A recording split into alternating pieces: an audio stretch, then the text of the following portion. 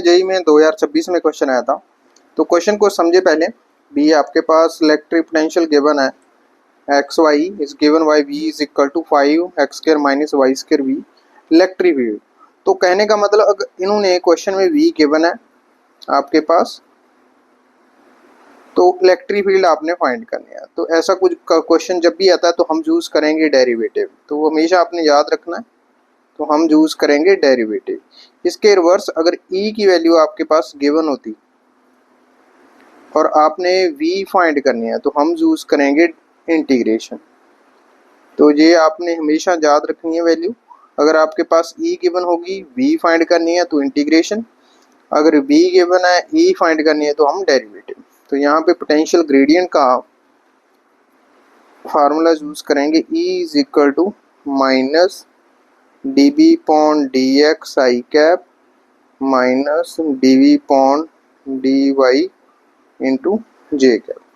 तो यहाँ पे 2D की बात हो रही है, तो E इज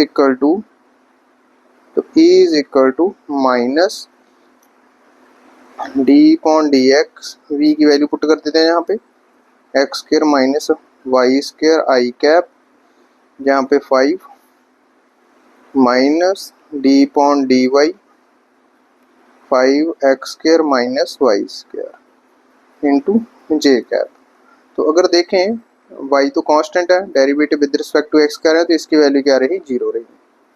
तो e की वैल्यू आपके पास रही 5x स्क्र का डेरिवेटिव क्या 2x, तो माइनस क्या रहा आपके पास 5 इंटू 2x आई कैप रहा। इसके बाद y का देखें, माइनस माइनस क्या रहा पॉजिटिव, तो ये रहा आपके पास पॉजिटिव 5 इंटू 2y इंटू जे कैप। अभी आपकी x की वैल्यू कितनी है 2 और y की वैल्यू है 3। तो अभी आपने क्या करना है, इस पे वैल्यू पुट कर देनी है।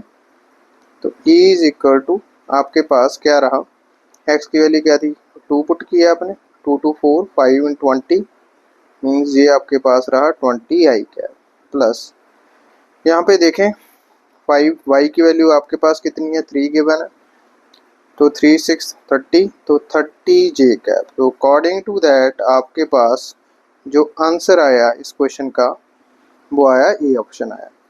तो सिंपल ही है, कंसेप्ट थोड़ा सा समझें, दोबारा रिपीट कर लेते हैं। अगर v आपके पास गिवन है X square minus V square और v गिवन है, आपने इलेक्ट्रिक फील्ड फाइंड करनी है तो आप यूज़ करेंगे डेरिवेटिव। अगर आपके पास v गिवन है, e फाइंड करनी है, e गिवन है, v वो फाइंड करनी है तो यूज़ करेंगे इंटीग्रेशन।